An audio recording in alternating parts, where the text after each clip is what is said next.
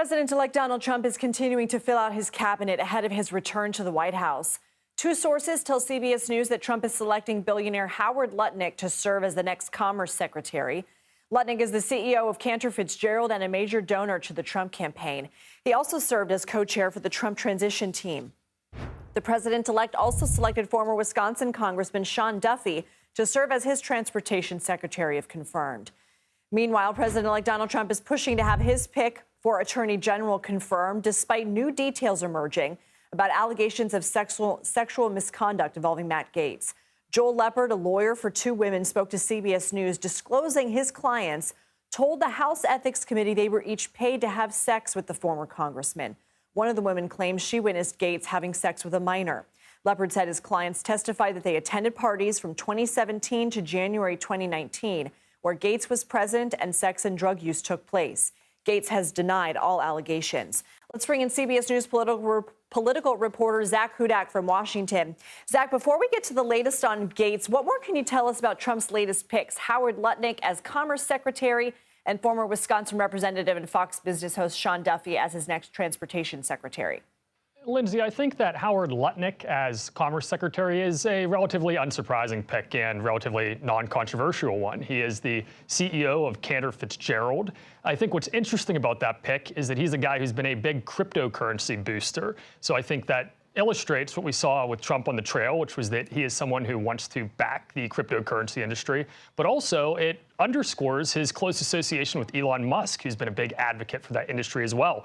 Now, for Sean Duffy, I think what's interesting about him, he's also not particularly controversial relative to some of these other Trump picks. He's a former congressman and a contributor to Fox News. But I think that Fox News piece is particularly noteworthy. This is the second administration pick the former president's had, who is a regular personality on Fox. But also, Duffy sort of started his career in the public life as a reality star, as did former President Trump, or at least that really helped President Trump expand his profile. But Duffy was on MTV in the late 90s. So he's a guy who I think the president-elect can relate to in a lot of ways, even beyond politics. And Trump is standing by his pick for Attorney General. Now there are reports that he's pressuring Republican senators to have Gaetz confirmed. How are these latest revelations affecting the chances of Gaetz' nomination?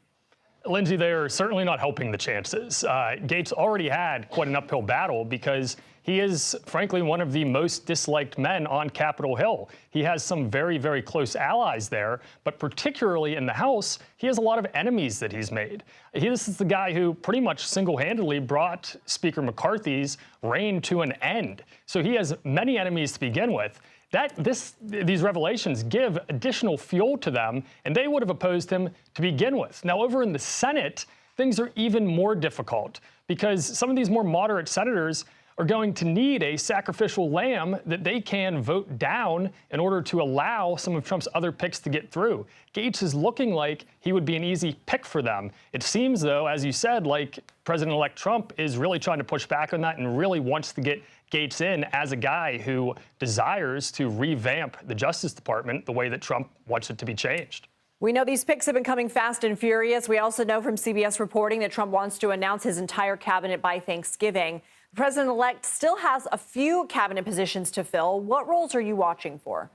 Lindsay, I think by far the most interesting role is Treasury Secretary. It is not an understatement to say that Donald Trump won this election in large part on the economy and on his pitch for the economy and bring the economy back. Some of the top contenders for that are Scott Bessent, a billionaire hedge fund manager, Kevin Walsh, a former governor of the Federal Reserve. And neither of them are hugely surprising, but I think what Trump needs and what he's going to be looking at is someone who can actually execute his fairly complicated plan, which involves tariffs, it involves negotiating with China, and it involves calming markets while doing those things, which can typically make markets get a little bit erratic. So it's a really difficult job, but one that is going to, frankly, have an outsized impact on the way this Trump presidency is viewed. If he is able to help the economy as president, his campaign promises will be delivered. If he hurts the economy or if he keeps it the same, he will have failed based on the promises he made as a candidate.